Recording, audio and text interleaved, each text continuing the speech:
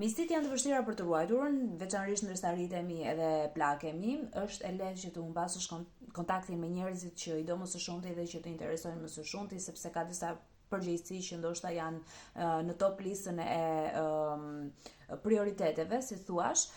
Megjithatë, pavarësisht se sa të zënë mund të jenë, disa shenjë të zodiakut ka gjase që të ndërtojnë misi të përjetshme, që do t'i ruajnë ato edhe në një moshë të rritur, pavarësisht të rrethanave të ndryshme.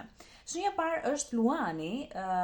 Ju Luan jeni besnikët e zodiakut, kjo është thënë edhe stërthën, dhe nuk do t'i hidhni miqt tuaj aq lehtë në kosh pa u menduar, sepse do të marrni kontakt me ta, do të qëndroni pranë tyre edhe emocionalisht nëse nuk jeni afër fizikisht, sepse në fundit ju jeni një shenjë nostalgjike, duhet thënë. Gjithmonë mendoni për ato kohët e bukura që keni ndarë së bashku me një person apo me disa persona, dhe doni që të rikrijoni në të ardhmen ato kujtimet e së kaluarës gjithmonë, dhe sapo dikush krijon një vend të veçantë në zemrën tuaj, ju nuk e harroni kurrë, nuk e hidhni poshtë, ai person do të ketë rëndësi përgjithmonë në jetën tuaj dhe ju do të jeni aty përgjithmonë.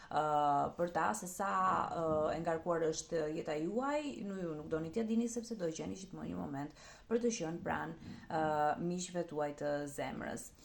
Shenja e dytë është shenja e brisjapit.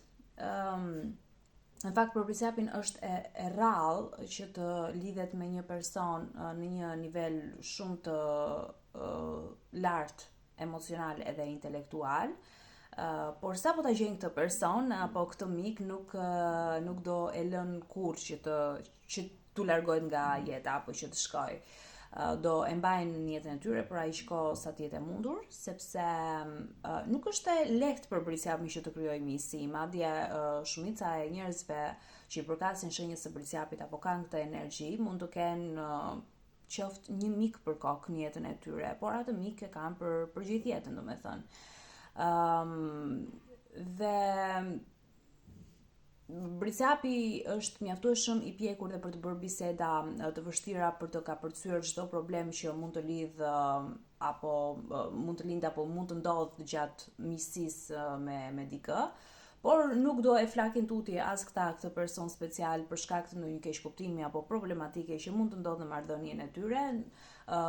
Madje do të afrohen sa më shumë me kalimin e viteve, sepse brisjapi do bëjë çdo përpjekje për të ruajtur këtë miqësi, qoftë edhe një të vetme që të jetë ajo.